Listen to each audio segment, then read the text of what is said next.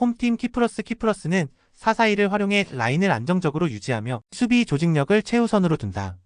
카쿨리스는 전방 압박과 순간적인 침투로 위협을 노리지만 세밀한 마무리에서는 아쉬움이 크다. 앤더슨 코레이아는 좌우 전환과 빌드업 안정성에 기여하지만 중앙으로 좁혀 들어올 때 속도감이 떨어져 전개가 끊기기도 한다. 키리아쿠는 중원에서 왕성한 활동량으로 세컨드볼 대응에 집중하지만 과부하가 걸리면 후반 집중력이 흔들린다. 그래서 키프러스는 큰 실점 없이 경기를 끌어갈 수 있어도 공격적으로는 뚜렷한 해법을 찾기 어렵다. 원정팀 루마니아는 4-3-3을 기반으로 인사이드 풀백을 활용해 중원에서 수적 우위를 만들려 한다. 드라구스는 측면에서 파고드는 움직임과 크로스 시도로 변화를 꾀하지만 상대 블록이 밀집할 경우 영향력이 제한된다. 도브레는 전환 패스와 침투 타이밍으로 공격 템포를 끌어올리지만 지나치게 중앙지향적인 성향이 강하다. 스탄치우는 중원에서 볼을 오래 점유하며 템포를 조율하지만 패스 속도가 늦어지면 루즈한 흐름이 반복된다. 루마니아 역시 중앙 집중 전개에 치중하다 보면 박스 근처에서 창의적인 장면이 사라지고 무득점으로 이어질 가능성이 높다. 키프러스는 수비 안정성을 유지하며 경기를 끌어갈 수 있지만 공격 루트에서 변화를 만들기 어렵다. 루마니아는 점유율을 잡더라도 중앙 밀집 전개가 길어지면 공격이 루즈해지고 후반부 체력 저하로 집중력이 흔들린다. 결국 두 팀 모두 승부에 방점을 찍지 못하며 답답한 무승부로 끝날 가능성이 가장 현실적이다. 홈팀 보스니아 포메이션은 4-3-3이며 자노니는 측면에서 중앙으로 파고드는 인버티드 움직임으로 상대 수비 라인을 흔든다. 라자리는 박스 안에서 빠른 원터치 슈팅과 위치 선점으로 마무리를 가져가며 자노니와의 연계 플레이로 결정적인 찬스를 만든다. 카피키오니는 중원에서 볼 운반과 템포 조율을 책임지며 전방으로 날카로운 전환 패스를 공급한다. 보스니아는 측면 침투와 중앙 연계를 동시에 가동하며 하프 스페이스를 빠르게 공략해 전방에서 파괴적인 득점 루트를 열 수 있다. 특히 세컨드볼 상황에서도 중원 압박을 유지해 상대 빌드업을 차단하고 역습 전개로 빠른 템포를 이어갈 수 있다. 원정팀 오스트리아 포메이션은 4-2-3-1이며 그레고리치는 제공권과 피지컬을 활용해 전방에서 버팀목 역할을 한다. 사비체르는 중원에서 전환 패스와 압박 회피에 능하지만 강한 압박이 몰리면 템포가 느려지는 단점이 있다. 바움가르트너는 이선 침투와 근거리 마무리에서 강점을 보이지만 측면에서의 수적 지원이 부족할 때는 고립되는 경우가 많다. 오스트리아는 점유율을 유지하려 하지만 전방 전개가 단조롭고 측면 수비가 인버티드 침투에 취약해 흔들릴 가능성이 있다. 특히 후반으로 갈수록 수비 간격이 벌어지고 세컨드볼 경합에서 집중력이 떨어지는 흐름이 반복된다. 보스니아는 자노니와 라자리의 조합으로 박스 근처에서 위협적인 장면을 반복적으로 만들 수 있다. 카피키오니가 중심에서 흐름을 잡아주며 공격 루트는 후반부일수록 다양해진다. 오스트리아는 점유율로 버티려 하겠지만 측면과 하프스페이스의 불안정함이 결국 약점이 될 가능성이 크다. 따라서 이 경기는 보스니아가 전방 파괴력을 앞세워 승리를 완성할 시나리오가 가장 설득력 있다. 홈팀 프랑스 튀랑은 전방에서 제공권과 스피드를 겸비해 다양한 상황에서 득점을 만들어낼 수 있는 핵심 자원이다. 시르키는 이선에서 창의적인 드리블과 패스로 전개의 변화를 주며 박스 근처에서 결정적인 찬스를 만든다. 라비오는 중원에서 강한 압박과 안정적인 볼 배급으로 흐름을 조율하며 수비와 공격의 균형을 잡는다. 프랑스는 높은 점유율을 바탕으로 상대를 압박하며 특히 코너킥과 프리킥 같은 세트피스 상황에서 다채로운 패턴을 통해 확실한 득점 기회를 만든다. 경기 내내 다양한 공격 루트를 가동하며 상대를 몰아붙일 수 있다. 원정팀 아이슬란드 구두욘세는 제공권과 피지컬을 활용한 포스트 플레이가 강점이지만 지원이 늦으면 고립되는 장면이 많다. 하랄소는 측면에서 왕성한 활동량을 보이지만 돌파 이후의 크로스 품질은 불안정하다. 구드문드소는 중원에서 전진 패스로 변화를 시도하지만 강한 압박을 받으면 쉽게 경합에서 밀린다. 아이슬란드는 수비와 미드필더 간격이 자주 벌어지고 후방에서 빌드업을 안정적으로 전개하기 어렵다. 결국 상대 점유율을 허용하며 수제적인 운영을 강요받을 가능성이 크다. 아이슬란드는 수비 간격과 빌드업 불안이라는 구조적 약점을 안고 있다. 프랑스는 세트피스와 다양한 공격 루트를 통해 상대를 압박하며 경기 내내 주도권을 유지한다. 결국 객관적인 전력 차이가 뚜렷하게 드러나는 승부에서 프랑스가 여유있게 승리를 완성할 것이다. 영상이 이해가 안 되시거나 이외의 다른 경기 분석 및 조합이 궁금하신 분들은 아래 고정 댓글로 편하게 말 걸어주세요. 스포츠 베팅 정말 어렵습니다. 혼자서 하기 쉽지 않아요. 서로서로 좋은 건 공유하며 다같이 재밌고 건강하게 스포츠 베팅합시다. 홈팀 노르웨이 포메이션은 4-3-3이며 홀란드는 압도적인 피지컬과 제공권 장악력으로 상대 수비를 완전히 압도한다. 슈엘 데루프는 측면에서 빠른 돌파와 크로스 타이밍으로 홀란드에게 최적의 공급 라인을 만들어낸다. 웨데가르드는 중원에서 정교한 패스와 시야로 전방 공격수들에게 정확한 라스트 패스를 연결하며 세트피스 상황에서도 키 플레이를 할 수 있다. 노르웨이는 점유율을 기반으로 한 전개보다는 순간적인 측면 전개와 박스 안에서의 고공 플레이를 통해 득점을 만들어내는 전술적 강점을 가진다. 그럼에도 불구하고 한번 리듬을 타면 공세 강도가 눈덩이처럼 불어나 상대를 숨쉴 틈조차 주지 않는다.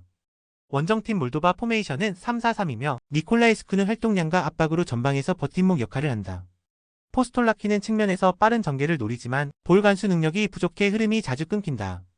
유니타는 중원에서 수비 가담을 우선시하며 안정적인 운영을 추구하지만 공격 전환 속도는 제한적이다. 문제는 3백 중앙 조합이 신체 조건에서 불리하다는 점으로 제공권 수비에 취약하다. 결국 공중 경합에서 상대 공격수에게 쉽게 밀릴 수 있고 크로스를 막아내는 장면에서 불안이 반복된다. 노르웨이는 홀란드를 중심으로 한 공중전 전략이 몰도바의 3백을 정조준한다. 몰도바는 체격적 열세와 제공권 한계를 극복하지 못하면 경기 내내 위기를 맞을 수밖에 없다. 결국 이번 경기는 노르웨이가 압도적인 포스트 플레이와 크로스 연계로 승리를 확정지을 흐름이다. 홈팀 세르비아 3-1-4-2 전형으로 중앙 밀집을 강화하며 수비 안정에 초점을 맞춘다. 미트로비치는 제공권과 포스트 플레이를 앞세워 전방에서 볼을 지켜내고 세컨드볼 상황에서 팀의 공격 루트를 이어간다. 테르지치는 좌측에서 왕복 활약을 통해 폭넓은 기동력을 보이지만 수비 전환에서 집중력이 떨어지면 뒷공간이 쉽게 노출된다. 루키치는 중원에서 압박과 빌드업 조율을 동시에 수행하지만 빠른 템포에 노출되면 수비 라인 보호가 흔들릴 수 있다. 특히 센터백들은 제공권에는 강점을 보이지만 순간 스피드가 느려 빠른 공격수들의 침투를 제어하기 어렵다는 뚜렷한 한계를 드러낸다. 원정팀 잉글랜드 4-4-2 전술을 기반으로 전방과 측면의 속도를 극대화한다. 케인은 타깃형 스트라이커로 포스트업과 연계 플레이에 능하며 세컨드볼을 이어받아 득점 기회를 창출한다. 사카는 폭발적인 스피드를 앞세워 하프스페이스와 뒷공간을 동시에 공략할 수 있는 자원으로 세르비아의 느린 수비 라인을 흔들 가능성이 높다. 갤러거는 중원에서 압박 강도와 활동량으로 템포를 끌어올리고 전방으로 침투 패스를 공급하며 공격 리듬을 강화한다. 잉글랜드는 개인 기량과 속도감을 바탕으로 경기 주도권을 장악할 수 있으며 후반부 체력 우위까지 더해질 경우 압박 강도를 끝까지 유지할 수 있다. 세르비아는 제공권을 앞세워 저항하겠지만 순간 스피드에서 드러나는 한계는 치명적이다. 사카의 침투와 케인의 연계는 세르비아 수비 라인을 지속적으로 흔들 것이며 갤러거의 템포 조율은 경기 전반을 주도할 수 있다. 후반으로 갈수록 체력과 전술적 내공에서 격차가 더 벌어지며 잉글랜드가 승리를 확정지을 가능성이 높다. 홈팀 알바니아는 4-3-3 포메이션을 기반으로 전방 압박과 빠른 측면 전개를 동시에 노린다. 브루야는 전방에서 타깃형으로 버티며 순간적인 마무리 능력으로 상대 박스를 위협한다. 아사니는 최근까지 K리그 광주FC에서 활약하다 여름 이적 시장에 이란 리그로 팀을 옮겼는데 그가 측면에서 중앙으로 파고들며 인프런트 킥으로 파포스트를 겨냥하는 장면은 알바니아 공격의 날카로운 무기가 된다. 바이라미는 중원에서 탈압박과 전환 패스를 통해 공격 속도를 조율하며 세컨드볼 상황에서 득점 기회를 만들어낼 수 있다. 그래서 알바니아는 빠른 템포와 인버티드 돌파를 중심으로 라트비아의 뒷공간을 흔들며 홈에서 주도권을 가져갈 가능성이 높다. 원정팀 라트비아는 5-3-1-1 전형을 활용해 수비 라인을 두껍게 세우며 실점을 최소화하려 한다. 레그자는 전방에서 제공권 싸움과 버티기를 통해 반격의 기점을 만들어내려 하지만 고립될 경우 힘을 쓰기 어렵다. 이카오니에크스는 이선에서 연결고리 역할을 맡지만 전개 속도가 느려 공격 전환이 단조롭다. 바르슬라반스는 활동량으로 중원을 커버하지만 과도한 수비 부담 탓에 공격 기여도가 떨어진다. 그래서 라트비아는 수비 안정감은 가져가더라도 공격 루트가 제한적이어서 알바니아의 압박에 고전할 수밖에 없다. 알바니아는 아사니의 인버티드 돌파와 인프런트 킥으로 라트비아의 측면과 뒷공간을 집중 공략할 것이다. 브로야의 전방 움직임은 상대 수비를 묶어주고 바이라미의 패스 조율은 공격의 흐름을 안정적으로 만든다. 반대로 라트비아는 수비 블록을 두껍게 세워도 반격 전개에서 세밀함이 부족하다. 결국 홈에서 더 많은 찬스를 만들어내는 알바니아가 흐름을 주도하며 승리를 가져갈 가능성이 높다. 홈팀 헝가리 포메이션은 3-4-3이며 바르가는 전방에서 제공권과 위치 선점으로 공격의 기점을 만든다. 소보슬라이는 중원에서 전환 패스와 세트피스 킥으로 변화를 주지만 압박이 가해지면 템포가 흔들린다. 시페르는 왕성한 활동량으로 박스2박스를 오가지만 전술적 짜임새가 무너지는 순간 커버 범위가 과도하게 넓어진다. 헝가리는 3백으로 안정감을 추구하지만 하프스페이스 커버가 불안정해 강한 박스2박스 전개에 반복적으로 노출된다. 특히 상대가 중앙에서 빠르게 공을 배급할 경우 수비 간격이 무너지고 박스 근처에서의 집중력이 급격히 떨어진다. 원정팀 포르투갈 포메이션은 4-2-3-1이며 호날두는 박스 안에서 위치 선정과 결정력으로 여전히 팀의 최종 해결사다. 프란시스코 콘세이상은 폭발적인 스피드와 드리블로 측면을 흔들고 중앙으로 치고 들어와 슈팅과 패스를 동시에 노린다. 브루노 페르난데스는 전형적인 박스투박스 움직임으로 공격 전개를 지휘하며 호날두와 콘세이상에게 결정적인 찬스를 공급한다. 중앙 미드필더들은 후방과 전방을 유기적으로 연결해 템포가 살아있는 공격 루트를 지속적으로 만들어낸다. 포르투갈은 이런 전개 속도와 패턴이 안정적이며 후반부에도 체력과 집중력에서 우위를 유지할 수 있다. 헝가리는 전술적 약점을 극복하기 어렵고 특히 박스투박스 전개에 반복적으로 흔들릴 수 있다. 포르투갈은 브루노 페르난데스의 조율과 호날두, 콘세이상의 공격 완성도로 흐름을 확실히 틀어준다.